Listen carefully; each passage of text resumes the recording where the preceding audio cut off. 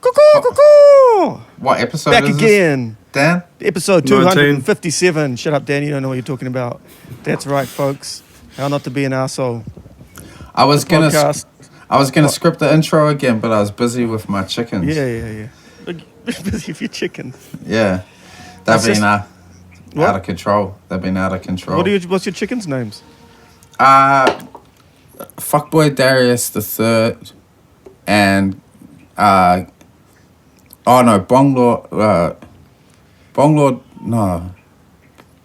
Gary the Bastard. You're not into brevity, are you? and Darius Bonglord. Oh, Darius Fuckboy Oh, Bonglord. okay, come the on, we Third. get the gist. Yeah, Calm down, mate. that's their names. Hey, we're getting close to 100 patrons. So when we get to 100, we're going to release Dan's sex video. Well, it's not really a sex video, it's just him masturbating, but, you know, same thing. TikTok. 74, and so there's never been a better time to sign up because You want to see Dan's masturbating, I don't know what's wrong with you. Yeah, you got real problems, man. Psychological problems. And this week we're about to hit 14,000 listens since we've come back. Since COVID hit, a lot of bored people out Oh there. yeah. Congratulations to Dom. He sold 1,000 books. 6 of them are at my house.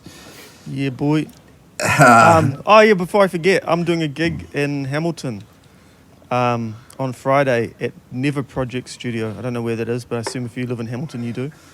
Back to Doing some performing. poetry with Essa, that's who we should get on the podcast, because All right, she's an awesome poet. let's do it.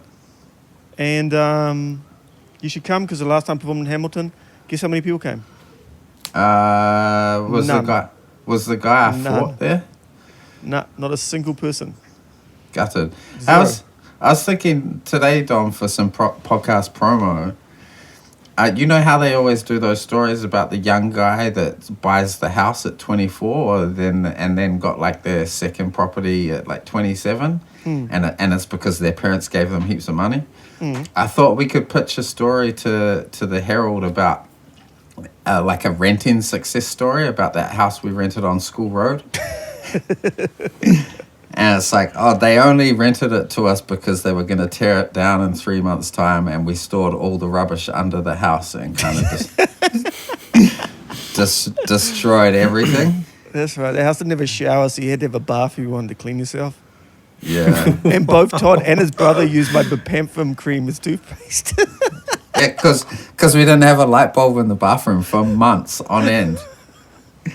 Man, when we lived in that house, I was seeing a woman, and I was like, I can't remember how frequently this was, but I'd like hit her up like, I'm such a piece of shit. I'm better now, but I'd just be like, I got no money for food, and she'd like drop some money under the door while I was at like working in the Coke bottle factory with my brother, and then I'd come home and be able to walk down to the roast place at the Kingsland shops. Well, at least things have picked up since then, haven't they? Yeah, man. Look, I got a walk-in wardrobe. Dan's fucking recovered from all of his ailments. You doing all right, Dan? I'm okay. That doesn't sound very convincing.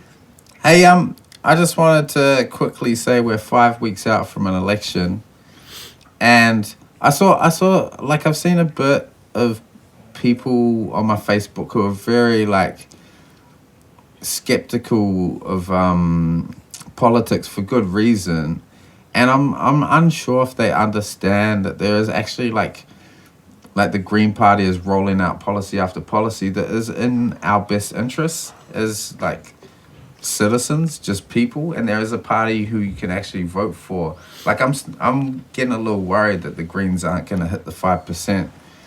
I think they will, but more than 5 would be better. Yeah, but so I imagine people listening to this are voting and are probably decided, but fucking like... Some of these motherfuckers aren't voting. Engage with your friends. I've seen the comments.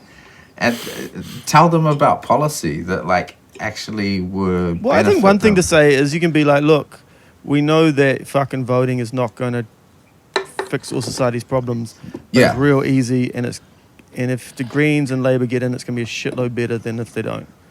Yeah, I don't. And we need the Greens. The best of a bad situation, basically. We need the Greens in there with Labour as well. Like it's Yeah, 'cause really... At that fucking propaganda what's it called when the parade thing Labour had, in that speech, and it was just like, man, like really. I didn't see that.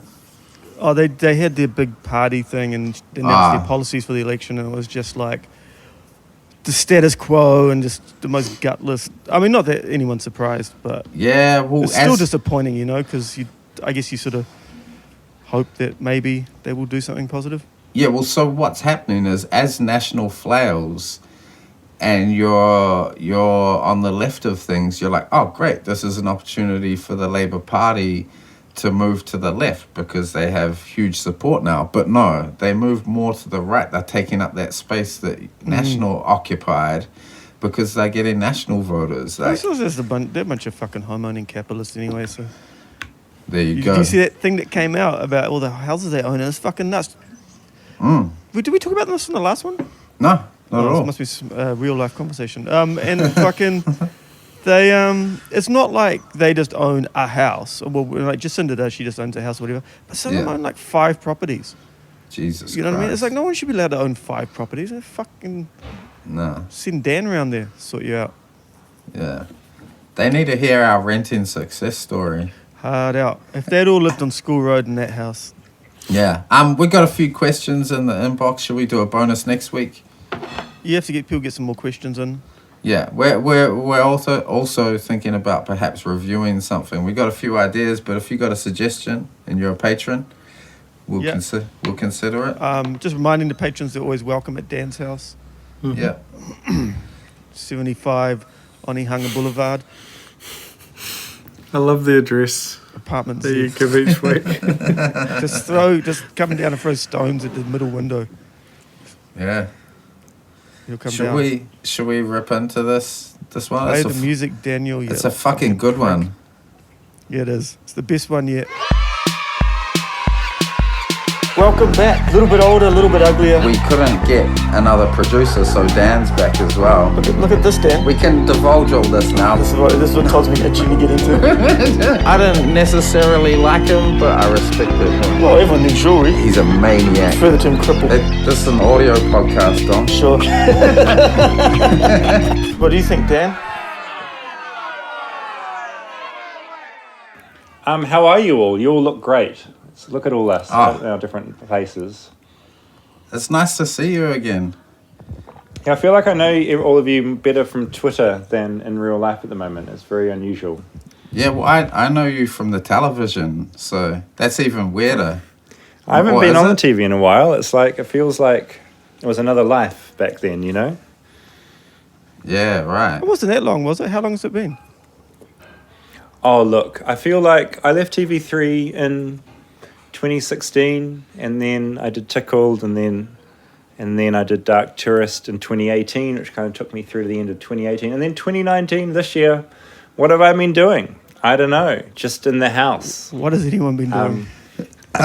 Let us introduce you. Are you going to do the intro? Yeah, if people haven't already guessed. Today's guest is David Farrier. He is a journalist, filmmaker. Do you like the title Raconteur? Look, I'll take what I can get, to be honest. Okay, yeah, we'll give you that. Raconteur. We had David on the podcast a few years ago, and it was before his film came, Tickled came out, and he remained pretty tight-lipped about the film. So we went to the premiere, and holy fuck, we got a surprise. Yeah, well, that's the thing. I feel like when you're making something, new secret film. Yeah, I do have a new secret film. It's so funny. We're in a similar position to where, like, I'm back with you guys, and I appreciate you taking interest in what I'm doing before I'm able to talk about it. It's very kind of you. But it's a weird thing when you're making something, you don't really want to talk about it because you're sick of it, and also you don't want to give away the things, because if you explain everything, like if I explain where the edit's at and what's going on, then you'd see the film and you'd be like, oh God, like I already knew all this, you know? Yeah, I admired that though, because I'm a fucking big mouth. I wouldn't be able to. Same. I wouldn't be able to do that. Yeah, you are. Yeah. And the thing, if I told you, you'd tell everyone. You'd probably just like rebroadcast it everywhere, you know? Oh, for sure. Yeah, don't tell me anything except today. I'll make a pact. Yeah, Yeah, fair, I've been fair performing. enough. I've been writing a new play, and I keep like performing parts of it at shows just because I'm like so excited about it. And I'm like, fuck, I gotta stop doing this. It's gonna totally ruin it when people see it. Like, oh, that was that I guess poem it's at that nice time. to have like little. It's nice to have like little samples. I guess if you're not giving away the whole thing, it's fine. But it is that weird thing when you're creating something. Yeah, you're so locked in your own head about it. It's very funny when it comes to talking about it because you don't want to be that snob that isn't. If someone's interested in what you're doing, you want to be able to share it, but also there's that thing where you don't want to give away too much. You know. It's an Isaac Butterfield documentary, isn't it? Yes. You got it. You got it. Fuck, I knew it. Who's Isaac Butterfield? I'll let you explain, David. No, I'm not. I don't even want to go there. To be honest, I don't want to go there. Okay. I'll just, if I can, just brief it. He's this terrible, using the term comedian very generously here. He's not funny. Oh, that racist guy. Yeah. But another one. he DM'd David asking David to come on his podcast, and David was just like pretty much said fuck no. And Yeah, it was pretty funny because he messaged me. I feel like it was like a couple of years ago, and I checked my sort of unread messages, and this guy came through, and I quickly looked at him 2 years ago and was like, this guy is just an absolute fucking idiot.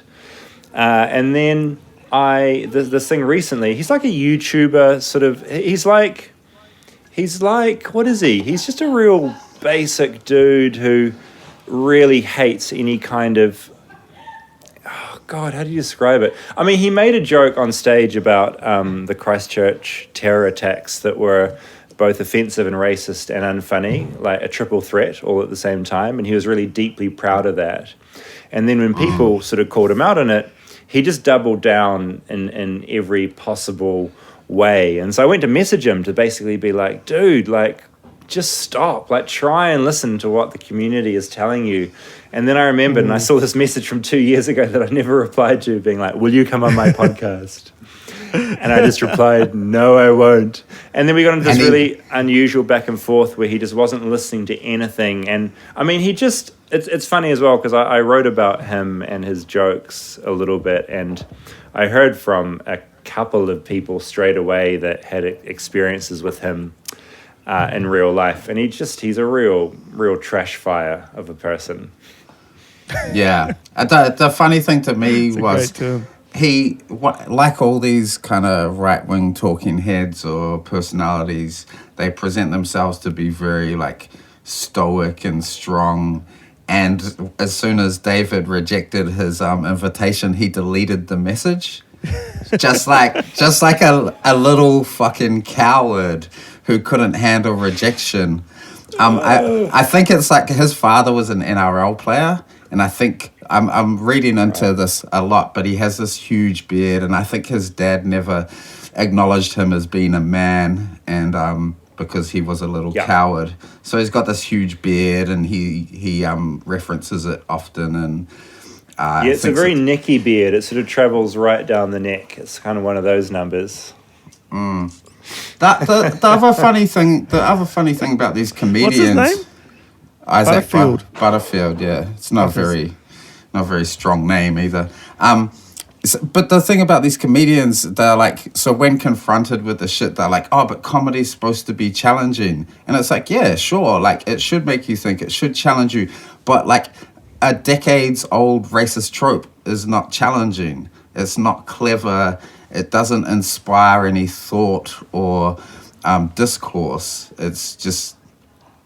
His big old punchline that he's getting to is that there are no cab drivers at night because they're all, because they've been involved in this terror attack, and it's unfunny and it's just it's a reminder that these people exist, because I guess I live in a pretty liberal little bubble, and when these people kind of emerge and I suddenly, because it's the internet, you suddenly find yourself engaging with them, you're just sort of reminded of all the awful shit that's out there,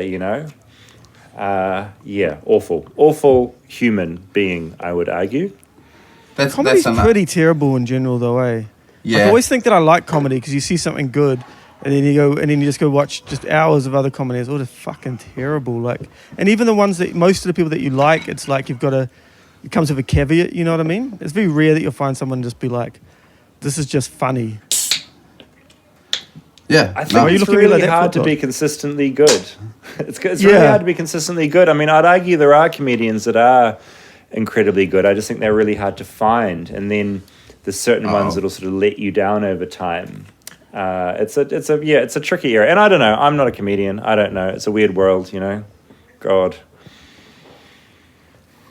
I like Stuart Lee. He's Oh, funny. yeah. And he's I don't good know comedy. much Although about his last Stuart special Lee. was pretty terrible. Oh, you haven't? Oh, you should check that out.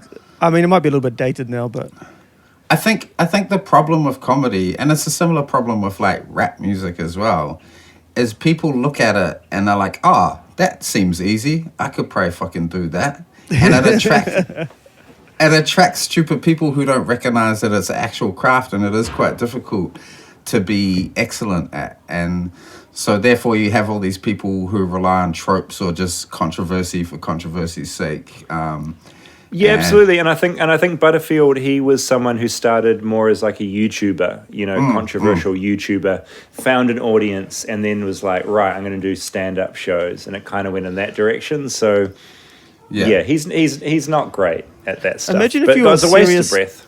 imagine if you're a serious stand-up who's like really talented and you've been crafting it for years, and then there's all these, because all those YouTube people, they always go and do stand-up. Like, it's like, yeah. you know what I mean? It's their thing. Oh, there's the guy Brendan Schaub from the States who got big on YouTube for podcasting, and then is like, and he's Joe Rogan's mate. So, and I think Joe Rogan's like, yeah, you could do stand up, man. You're funny. You know, I always remember I always think of Bam from Jackass days, who was like a good skater, I guess, and you know, was good at hurting himself, and then he went and did stand up, and that's where I think he ran into, like, at the peak of his sort of drunken hijinks. Shit. That was what he chose to do, like stand up. It's like his friends just needed to pull him back and go like, hey man, like, you got a lot of money, you've got Jackass, don't do stand up comedy, take it back. Yeah, just stick a screwdriver in your kneecap on film and get that stupid idea out of your head. Fuck, I saw that footage of him when he's going to rehab, like a few years ago now, and it was just the most depressing thing. Oh man. Fame is just not good for people in general, though, eh? But like, so that was real sad, but I fucking hope that happens to Isaac Butterfield. Well, he's not famous, though, is he? Yeah, he's kind of famous. Like, he was gonna have a Netflix special, and they banned him because he did a anti-Semitic joke. Surprise, surprise. Yeah, he ticks all the boxes of things. So is he quite big in Australia? Yeah, I think He's so. big with a certain set, right? I mean, he's got Yeah. more Instagram followers than any of us do combined. So I think he's doing all right. He's got his audience. He's found his people. And that's the thing. There's a lot of people out there that will be encouraging him and saying to him every day, thank you for standing up to the liberal left, you know, thanks for speaking the truth. It's crazy there are so many genders. Fuck all that, you know, like that's what people are telling him every day. And so that's what empowers him to keep doing his thing, you know. Fucking hell, man. He doesn't have more followers than you, David? Oh, I think no, because when I looked at him, because when I was going to reach out to message him, just telling him to like please stop and listen to the criticism, I did check to see how big he was, and yeah, he does have a following, and that's kind of why I messaged him, just to try and tell him to simmer down. But he took the approach That's such a nice of thing to do. deleting his shit. Well, I try and reach out nicely and just see how people will react. Like, there's no point in reaching out and being like, you asshole. You might as well just say, hey, look, man, like, just like listen to what people are saying, like, take a moment, take it on board. But his response to that was like deleting his podcast request to me and then being an asshole. So Man, I've been working with different approaches, and I know this is a topic you're into at the moment.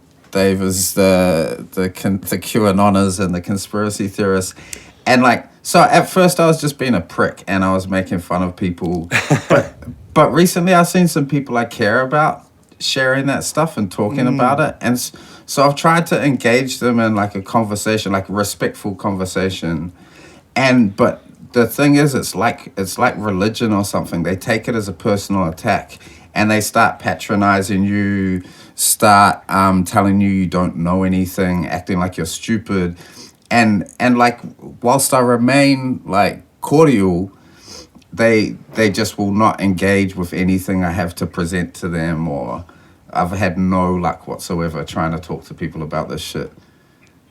Yeah, it's real tough. It's real tough actually, and it's something I've over lockdown I started writing this newsletter Webworm, which is like it's essentially a blog, and it gets emailed out to people that sign up. And I sort of meant to start out writing more about my doco work and other things, but I've written a lot about conspiracy theory culture just because it fascinates me. And the whole QAnon thing.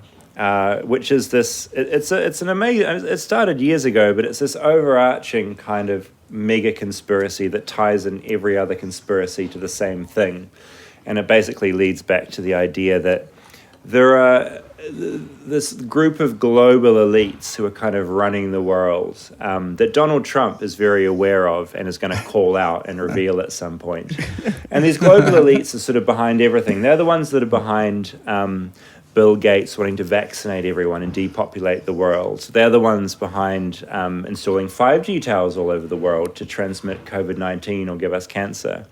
They're the ones that are keeping child sex trafficking going purely so that we can drain their blood that is filled with adrenochrome that celebrities and political elites then inject to stay young forever. It gets real mad real quick, and people are getting into it. I mean, we saw it over lockdown time. I think there are a lot of people that watched that QAnon-based documentary,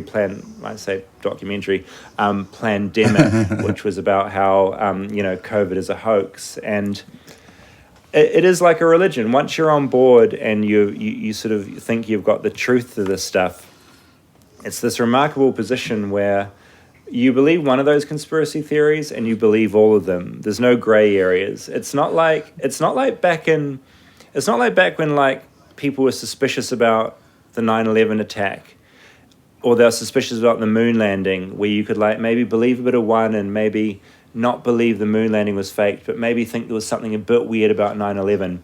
Now everything goes, and if you're into one thing, you're into all of them, and if you question it, you're full of shit. It's fucking crazy.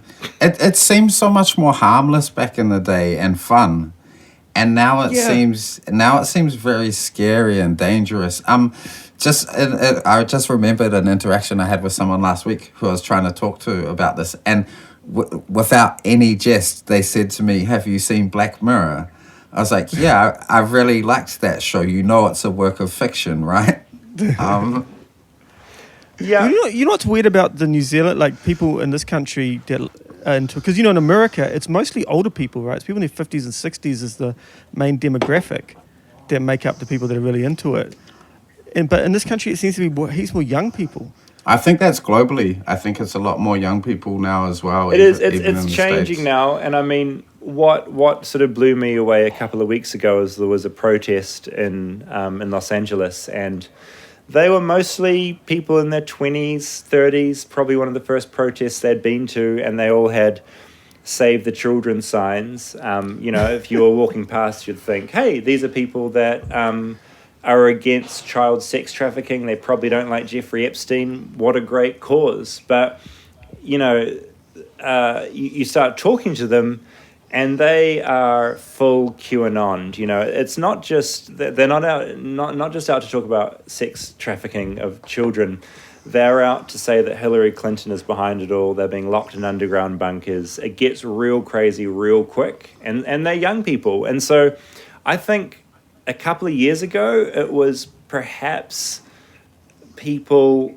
I mean, there's a certain population that is that is certainly older that's into the stuff, but it's slanting young as well, and increasingly on TikTok now, which is a platform that I am far too old for. There's people on there that are getting into this conspiracy QAnon stuff, and it's their first experience with a conspiracy theory, and they're fully on board. So it's everywhere, and it's just going to get worse as well. Yeah, the Stig thing is really interesting real conspiracies you can investigate and look into. There's really and also the resignation, or it's not so much resignation, but the understanding that you don't have to know as well. it can be a question mark. It can be open ended, and it doesn't have to be definitive. But I saw a lady because this. Have you heard about the underground tunnels? The one behind it Oh, beneath the yeah, school. underground tunnels under Central No, Park. apparently There's a lot of everywhere. tunnels. Yeah, so I saw because it's real big in Melbourne at the moment because of the second lockdown. Oh, my net's lagging, is it? No, I got you. Okay, so that I saw my brother sent me a big post someone he knows had shared, and it was this woman, and her title on her blog was like light worker and healer, some nonsense. Anyhow, she did this big post about the underground tunnels and child trafficking, and then it got to the part where it was like, what can you do? And I was like, oh, fuck, amazing, because that's the thing I haven't seen from any of these conspiracy theories, is the part where how can you take action? Because I strongly believe that a lot of the way this works is it's a way to feel good about yourself without actually fucking doing anything and confronting any real power, you know. And so it got to the what can you do part, and it was like send light and positive vibrations to the children Totally. in the fucking tunnels, or like in barrels, or in the Wayfair cabinets. It's like, what the fuck are they gonna do with that? Yeah, and it is. I mean, you raise a really good point, and that is, at the end of the day, the whole army of people that are into QAnon, they're not doing anything. You know, Jeffrey Epstein was brought to justice because a really pig-headed reporter at a Miami newspaper investigated it and went in through court documents and found witnesses and talked to them. And she did something. There's not one QAnon adherent who has actually done anything. They love talking about what's going on. That guy shot that mob boss.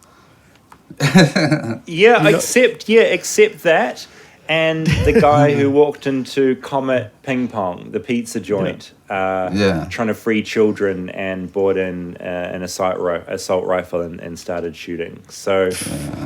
You know, there's people doing things, they're just not very positive things, and they're not helping anyone. That mob boss one is the craziest shit, man. Like, it's like, you literally could not make that up. We should plug your article, David, because I took some real salient points from that, and especially that one about QAnon has achieved jack shit. And this one woman who's part of the mainstream media, which QAnoners hate so much, actually fucking like dug into Jeffrey Epstein and got him brought to justice. Yeah, the reason that everyone's enjoying the Jeffrey Epstein documentary on Netflix is because there's one reporter went out and investigated, and that's where all this has sprung from. But yeah, and there's an article. So my website, it's webworm.co, because I couldn't afford .com. So .co is another domain name you can buy, which is a lot cheaper. But my latest newsletter, I talked to Travis View, who is, he's a host on this podcast I love called QAnon Anonymous. And he's been tracking QAnon for a couple of years. And he's super smart. He sort of started originally kind of debunking like young earth creationism, which is something I grew up with, so I kind of feel like I kind of know what that world is about. And he sees a lot of parallels between QAnon and the super religious ways of thinking that people are attached to. And so yeah, I speak to Travis in that most recent piece, and it is, yeah, he had some really good advice on dealing with these people. And one of the things, and I talked to another guy in an earlier newsletter, Mick West. He was the guy that actually made Tony Hawk Pro Skater, like the first 4 of those games. Yeah. So he got really rich from making those games. He then retired, and he's a full-time conspiracy theory debunker. And so I interviewed him as well, and just trying to get tips on how to deal with people. And the main thing, I think, that I took away from all of it is like, you can't really get angry. You've got to do, it's exactly what you were saying earlier. You've got to try and have a conversation and establish some even ground and sort of see what your limits are.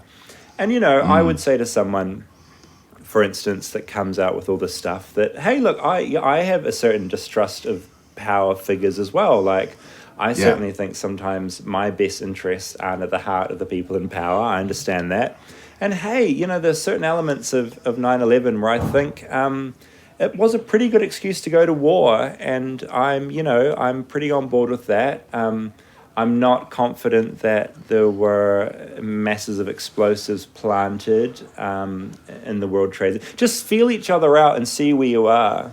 And the other tip I got from Mick West was instead of just kind of like laughing at them, learn the conspiracy theory better than they do and explain it back to them. So it's called steel manning. So instead of like a straw man argument, you're essentially coming back to them with a better representation of what their conspiracy theory is than they have. And so, that means that they understand that you've done the research and you know what they're talking about. And then when you speak it back in a certain tone and sort of raise certain questions, then there's a chance their brain will kind of go, oh, fuck. That does actually sound a bit fucking insane, doesn't it? So, and that's kind of a tip I like, and I'm trying to use with people. Yeah, so I've been doing that the last week. So I knew a bit about all these conspiracies, but I've actually been deep diving, and I didn't want to do it. But once I started, I was like, this is kind of fun. Like, this is actually interesting and entertaining. Like, I'm not having a bad time. But it's like you say, there's real things going on in the world that are so fucking more crazy, you know what I mean? Yeah. Well, but I think what people don't want to look at it is because once you start examining these sort of global events or even these sort of insidious conspiracies, because they come, you have to understand the politics and the reason why it happened and what's around it. And I think that's a lot more scary than really just thinking that the whole world's fucked and what can I do and throw your hands up. And it's much more complicated and it's less fun. And I think there's this other aspect to QAnon, because QAnon is literally, it's a guy or a group of people or a woman or whoever who are releasing these Q drops, this like coded language that they'll put out once a week, once a month, once a day, whatever. And you're meant to decode it and figure out what it means. And essentially, like, it is like an alternate reality game, like which used to be used in like movie marketing and stuff back in the day, where it's like taking elements of games and putting them into the real world, like Clues, like a treasure hunt. And what these people have every day is like, you get a Q drop, these weird words in this weird code, you start to solve it, you like look at the news, you make links to what people are saying, and it's like this live crazy fucking spy game playing out in front of you that's absolutely not real. But it's real fun, like connecting weird little words together and names and things and clues. And it makes you feel like you are special and you have the secret knowledge. And it's super addictive. And I think that's part of what people love as well.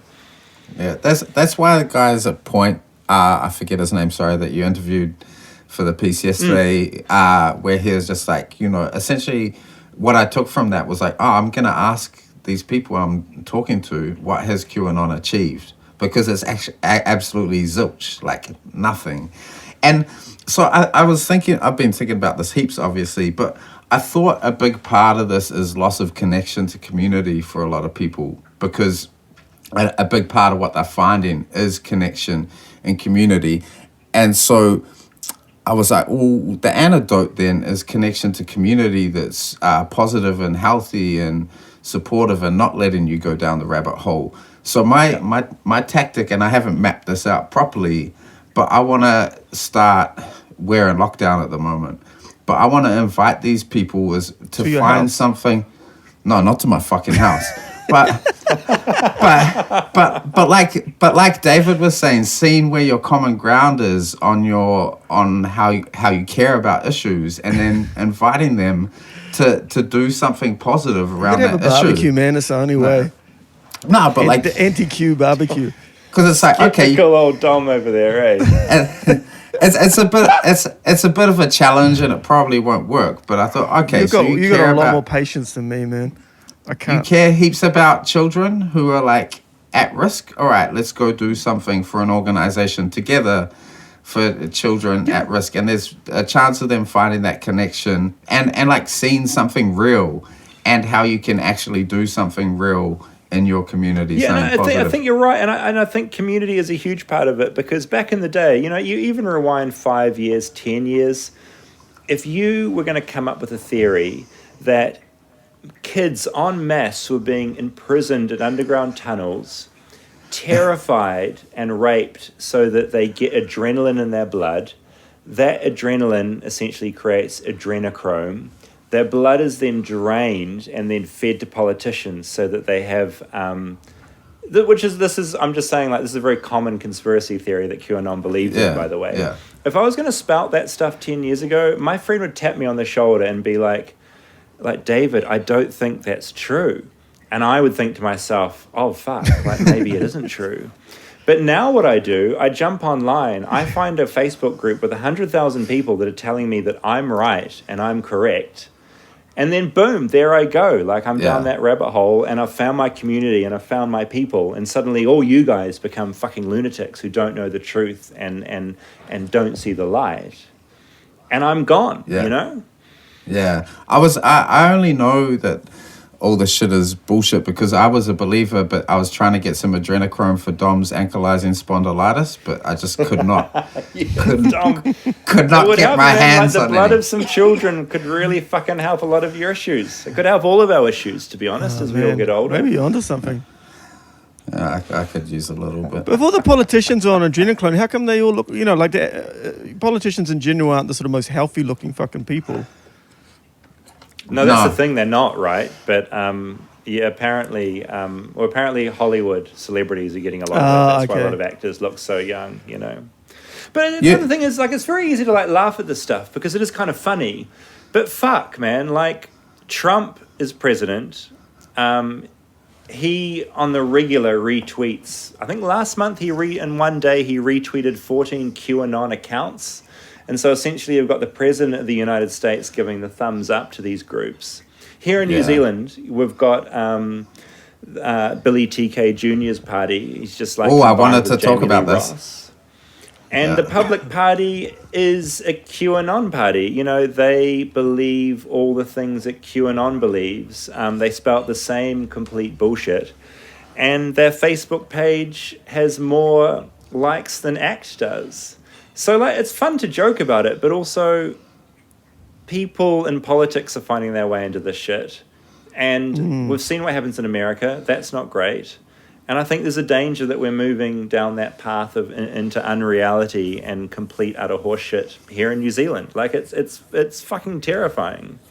Yeah, one of the funniest things, well, not funniest, but funniest about it is QAnon, all kind of funny. I get it. About QAnon is that they believe that some like high-up military guys like shoulder tapped Donald Trump and were like, this is the guy that's gonna like save everyone. He's a fucking idiot. He's so dumb. You could just watch an interview of him and he's a nonce, man. Like, that interview with the Australian guy last week. That was amazing. Where he's just handing him the bits of paper like a fucking madman. Holy shit. And they're like, yeah, this is the guy. He's got to be coked up, eh? Like, you reckon? Fuck yeah. Like in the interview when he was like giving him the bits of paper and he's like, what is this? And he's just like not even registering that. He's just like, hey, look at this graph.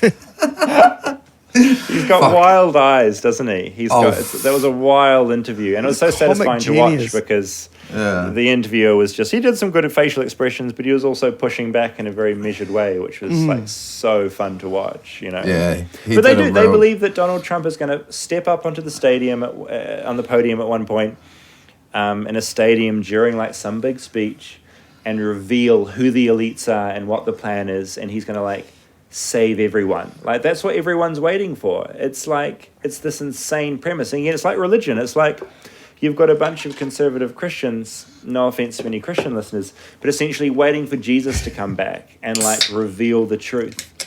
And QAnon followers are waiting for Donald Trump to reveal the truth. It's fucking insane. Like, there's no other way to put it. It is crazy. Yeah. So let's get back to the New Zealand Public Party because this is on our doorstep.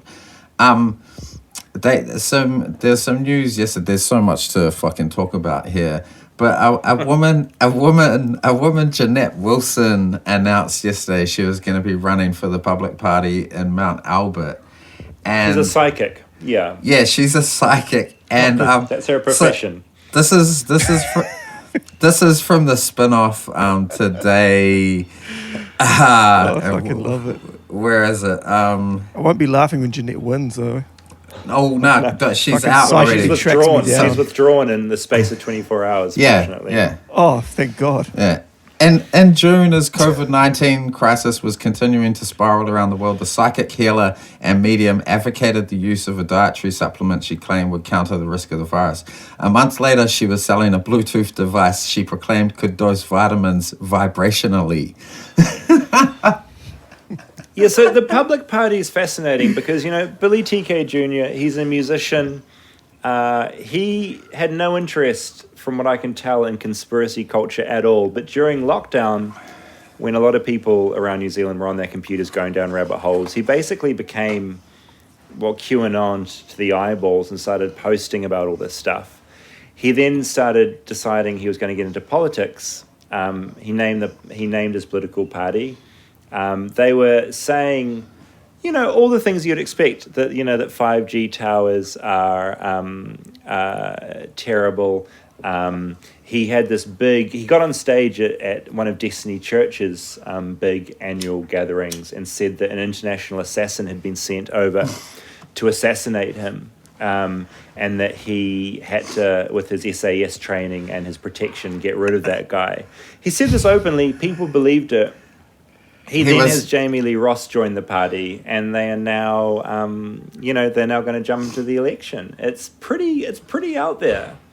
And they're drawing people to their events and whatnot. For the record, too, he was never in the SAS. He just kind of says that. He just says... It's all, everything he says is he's absolutely full of shit. It's mad. And people are swallowing it hook, line, and sinker, He's definitely a grifter, eh? Like, I don't even know. I don't know if he believes this shit.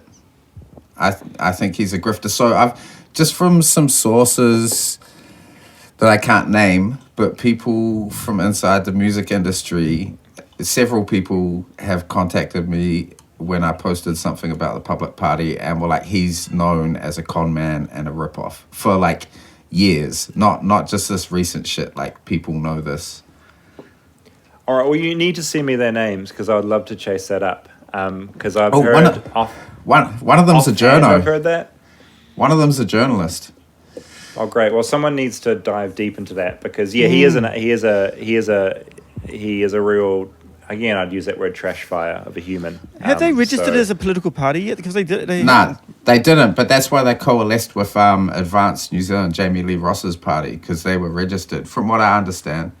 And so they're going in. They're going in. And they were trying to coalesce with just any party that they possibly could. They were trying to get the Outdoors Party, which used to be like a slightly more extreme version of the Greens, but has now gone full bonkers.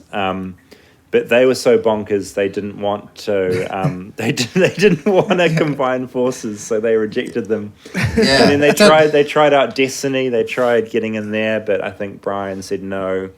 Or Hannah said no, and so now, they've found this perfect fusion with Advance and Jamie Lee Ross's ridiculous little party. He had a party. So what was Advance about pre this?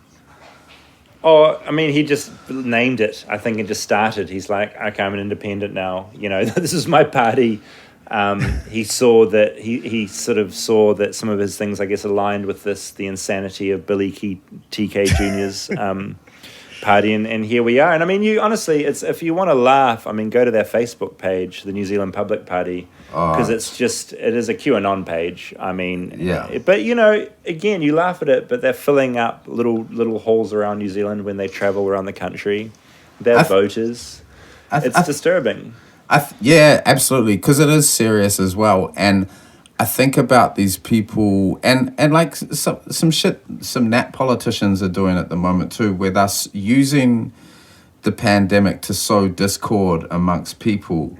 And it's like that for some of you, that's going to be your entire legacy. Like, this is the thing you're going to be remembered for at a time where we needed to pull together and like have a bit of unity amongst the people. You wanted to sow discord for political gain, which is just fucking despicable. And I guess those people don't care about what their legacy is or I don't know. Like I can't No, they understand. don't. Again, and it worked for Trump. It's a model that works for Trump. I mean, he lies on a daily basis, and it doesn't matter. And it's one thing he's discovered, which is kind of genius, is that you can just lie and ignore people saying that you're lying, and you'll be fine. And that's exactly what's happening with Billy TK. You know, saying that he's being chased by an international assassin. Oh. People are on board. I don't know what it is. I still don't quite. I can't quite put my finger on it, except that we are scared and the world's incredibly confusing. And if you can come up with a narrative that kind of explains everything and explains all the badness away in a way you can understand, then somehow it gives you comfort. Again, kind of like religion does, right? Yeah, that sense of importance as well, like where Like, it's I've like, got the truth. I know what's up. yeah, and people are out to get me because I know something. I just think it's amazing how, like, you know, when you talk to those people and they're like, but I've been doing research. And some motherfucker, you've been watching YouTube. You know what I mean? You think if there's any, like, Oh no, totally. state secrets, they're going to put it on YouTube? Like, Hey, but have you No, seen those Black are the Mirror, though? giveaway questions when people say they're doing research or they're just asking questions. That's when you go, you're on YouTube, you're full of shit, like straight away. I heard someone talking about it the other day where they're like, do you remember a time when we used to defer to experts, where like experts were important, and just that seems to have been like chucked in the fucking garbage recently. Yeah, and I think it's funny because I've got a lot of friends that really like Joe Rogan, and I kind of understand why they do, because he's accessible and he's kind of, you know, he's like an everyman, right? And he kind of breaks everything down. But I think something that he's sown in people, which is really negative, is that it's okay to have like a little bit of knowledge about everything and to find your own truth in that. And, you know, the layman can, like, do a bit of research and come to your own conclusions. And that's his whole thing, right? Like, he'll talk to anyone that has a certain interesting opinion and be like, hey, we can take something from you, Ben Shapiro, or we can take something from you. And I think that's, like, an incredibly terrible way to view the world, because just objectively, some people are going to be more educated about certain things. You know, like, if I chop my hand off accidentally, I'm going to want to see, like, none of you guys, I'm going to want to, like, go to a doctor that can, like, sort my fucking hand out and put it back on my arm. And so it feels like that whole attitude that is out there, that we can all be experts if we do our research and we all just have open minds.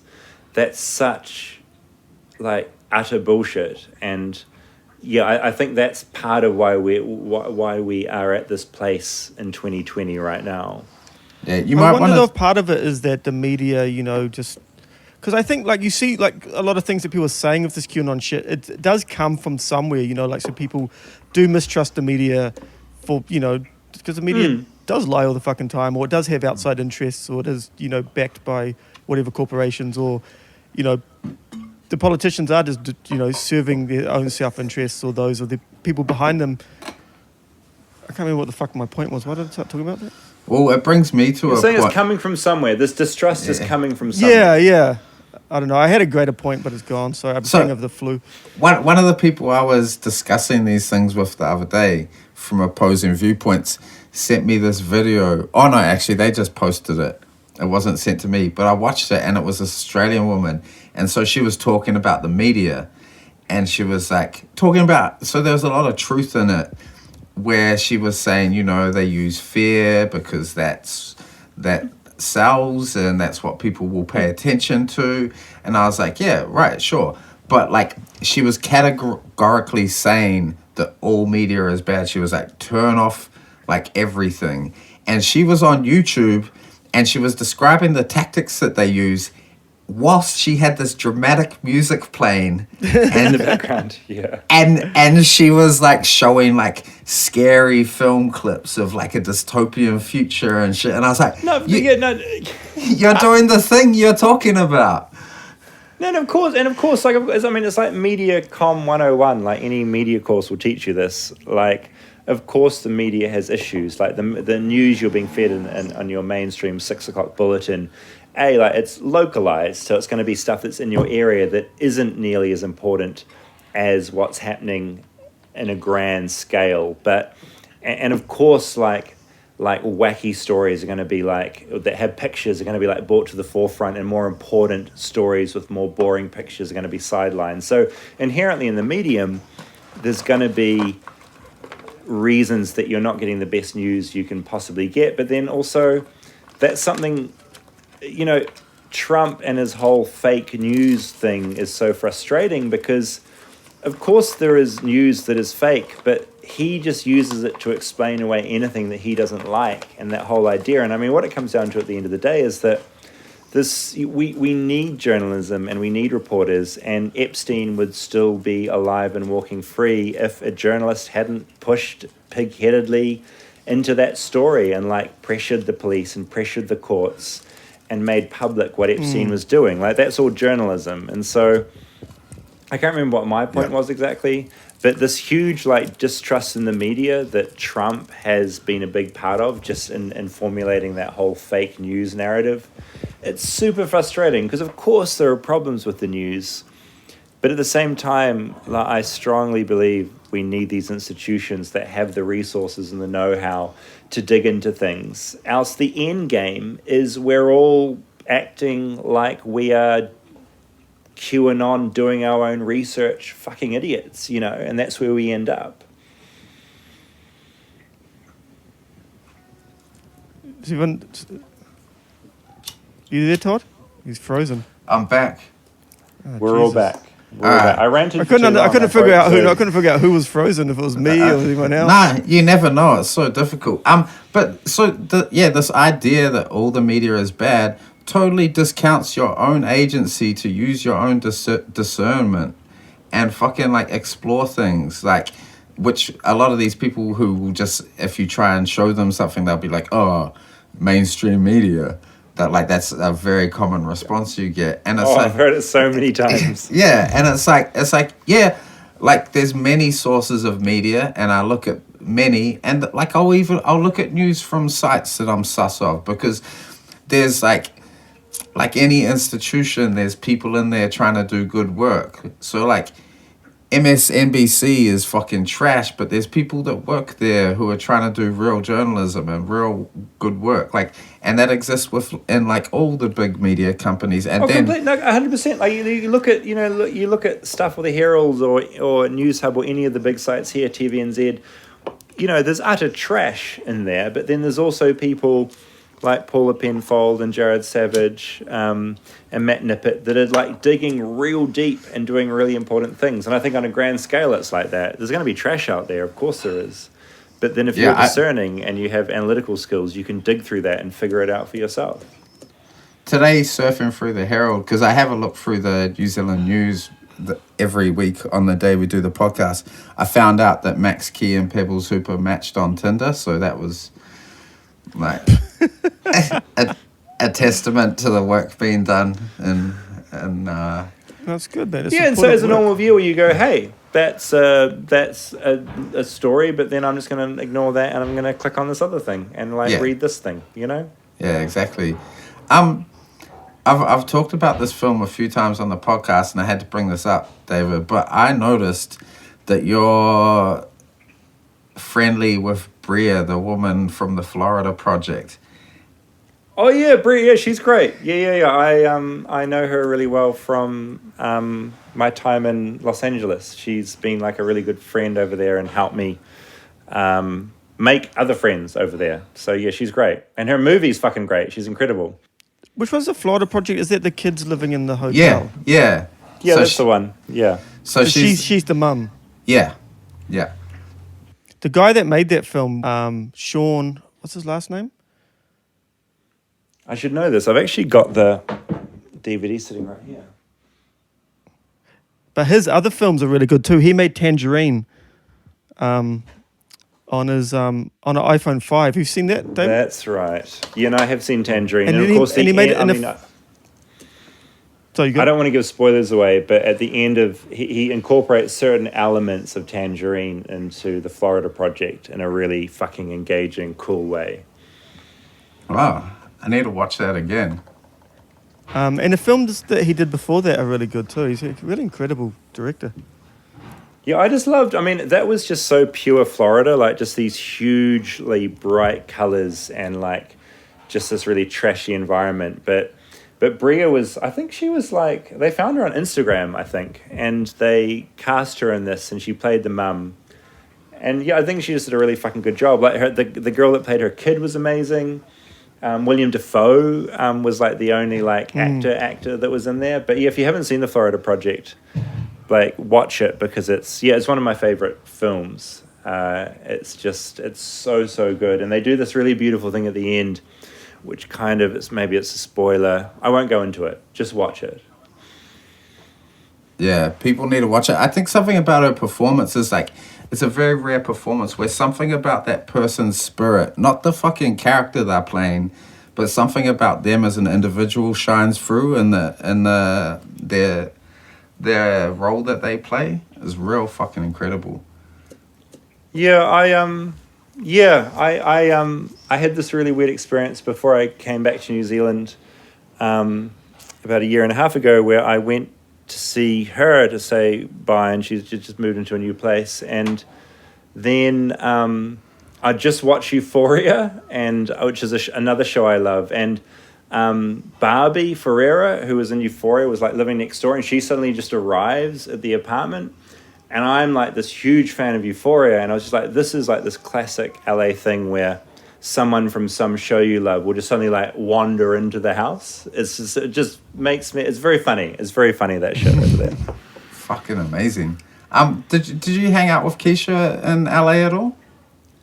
I saw a bit of her over there. I think she was busy shooting a show when I was there. We went to see Fleetwood Mac. Oh, sick. They played, which was kind of incredible, and that was when Neil Finn had joined up, and so yeah, we went along to that show, and that was pretty. Neil Finn's in Fleetwood Mac. Did you not know that?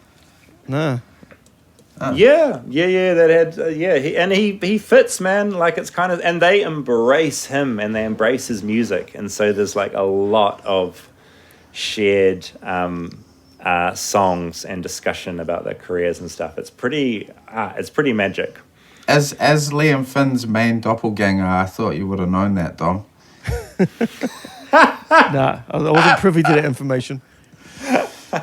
Have you guys been following Jordan Peterson's descent into a lobstery hell? It brings me so much joy. What's that German word for loving other people's pain? Don't know. Oh, is it that I'm getting that anyway. Oh yeah, me too. I enjoy it so much, and I can't help but think if only he had cleaned his room, maybe all this wouldn't be happening to him. What has happened? I've tuned out of Jordan Peterson for a while. What is he doing? So he got a benzo addiction because his wife had cancer. That's horrible. I think that's pretty shitty. But it's hard to feel sorry for someone whose whole kind of attitude towards other humans has been like, get your shit together, fucking put your shoulders straight, clean your room, and just take some Valium. Yeah, fucking just handle your burden like a man. And so he got a benzo addiction. And then his daughter sent him to like a gulag in Siberia to get treatment. Oh, and Jesus. He's been there for ages, and now he's got COVID and from the gulag that he's staying in. He's been there for like 6 months or something, eh? Yeah. And his daughter, like, the implication from what I was reading, it was vague, but it was sort of like implying that she was running some kind of scam on him, eh? Like, she's got control of the money now. She's the chaotic feminine energy or whatever he calls it. God, it's so funny. I mean, the world moves so fast at the moment. I'd kind of forgotten that he existed. Do you know what I mean? Like, yeah. He's been in the gulag. Forget about these fucking people. He's been in the gulag. Oh, God. How long does it take to get over fucking Valium addiction, though? I would have I feel like 6 weeks. You should be, back on your feet. Yeah. What do you reckon, Dan? No You idea. got a bit of experience in the old drug addiction. There we go. He's been quiet because he's not really in a position to tell people how to live he'll be their right lives. back. He'll be right back. If he gets out, if he survives this, he's gonna milk it. Yeah.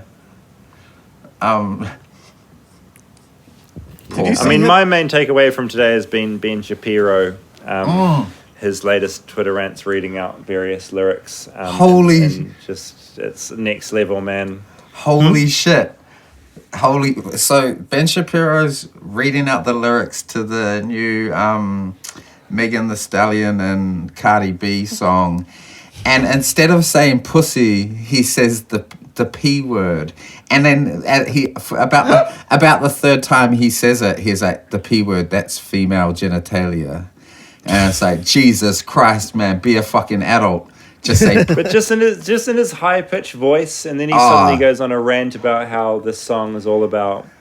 Oh, I don't even want to talk about it. He's just a foul, gross little human, and I hate him so much. I really do. I fucking hate him. he's terrible. But so I was thinking about him today because I listened to that and it was so funny. But who are his followers? Because who looks at that guy and is like, okay, that's a symbol of leadership.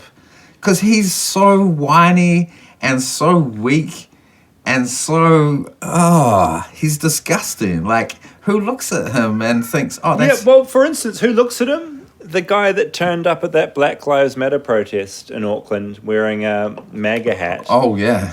Yeah. Who teaches at a Christian school, and then in the Christian school's newsletter quotes Ben Shapiro directly. So it's that kind of guy. It's a guy who wears a MAGA hat to a Black Lives Matter protest. That's his audience. Yeah. I was just listening to a Chapo Trap House today and discussing Ben Shapiro and his sister. So his sister's on the scene now as well, and she sings like the national anthem and stuff, and they're just listening to it and like losing their shit laughing at her. And then her and her husband have I guess it's a podcast or something where they're reviewing all Tarantino's films and just ripping them to bits, like, because they don't like... Not fans? Nah.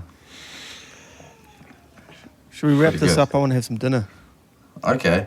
That's... It's been really nice. It's really nice talking to you guys. I mean, I feel Yeah, like... you too, David. Thanks. I feel like we're living in... I hate the time we're living in, and I love it at the same time. Every day you wake up, there's some fresh new hell kind of greeting you, and it's a combination of, it can be entertaining and it can be terrifying, and it kind of depends how your own day is going and how you're feeling about life, how you take it. But regardless, it's fucking mad, and I think it's really important we talk to each other about this stuff and try and make sense of it before we get lost in all the fucking ether, So thanks. Yeah. I appreciate you having me on the show and the support. It's thanks for reading my silly shit, and I really appreciate it. Man, we love your work, and we're so glad you came hard here. out. We're so glad you came here rather than Isaac Butterfield's podcast. We're not... This is the podcast I want to be on. Fuck that guy, honestly. He's got a bigger platform, though, so... But we've got a better quality of listener.